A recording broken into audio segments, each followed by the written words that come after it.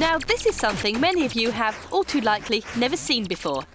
It's the very first example of a game that employed polygon graphics. So please, if you will, consider it a privilege that we track this title down. Atari's iRobot machine is about as rare as they come. But what was it all about? Well, it's probably best to describe it in two ways. Firstly, what inspired the designers to make it, and secondly, the many, many games that were hugely influenced by it. Prior to 1983, Atari had been wowing players with wireframe graphics. This was a simple way of representing 3D environments, which made the best use of limited computing power.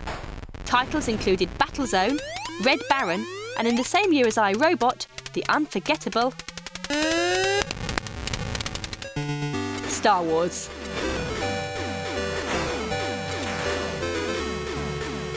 And in many ways, filled polygons looked more abstract than any of those titles.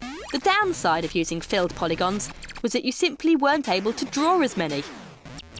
Perhaps due to these limitations, those behind iRobot chose to serve up a more experimental gameplay experience. You had to guide your robot character all around the entire surface of the level, changing the colour of the blocks as you went. Well, this was the bulk of the challenge. That and dealing with whatever else inhabited each area. You could argue that the gameplay premise of having players cover all the ground in every level wasn't too dissimilar to Pac-Man. But did Namco's classic ever make you do this between levels? It was all rather like Major Havoc, in that the designers weren't content to challenge the player with a single style of gameplay. It's more likely that the exploits featured in Star Fox owe a small debt of thanks to all this. Then there was a deadly watching eye, lethal should you ever be foolish enough to jump when it was glowing red. iRobot was to influence, perhaps in part, the Commodore 64 title Sentinel, where the sense of tension generated through being watched was taken one step further.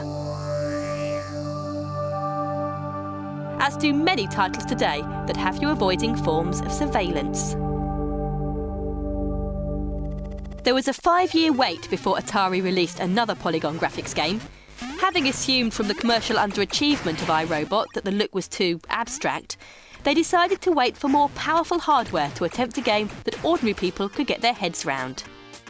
And it doesn't get any more mainstream than the juddering arcade classic Hard Driving in the ever-popular racing genre.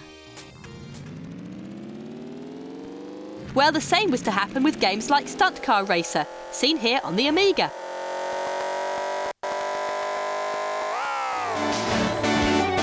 Plus, when Sega started to wow us with their first polygon powerhouse titles, the debut game wasn't Virtua Fighter, it was Virtua Racing. And there's a further legacy. Think of all the impressive driving games that followed, like Sega's Daytona USA. Multiple viewpoints were a prominent feature. And continue to be a prominent feature, as shown by Metropolis Street Racer on the Dreamcast.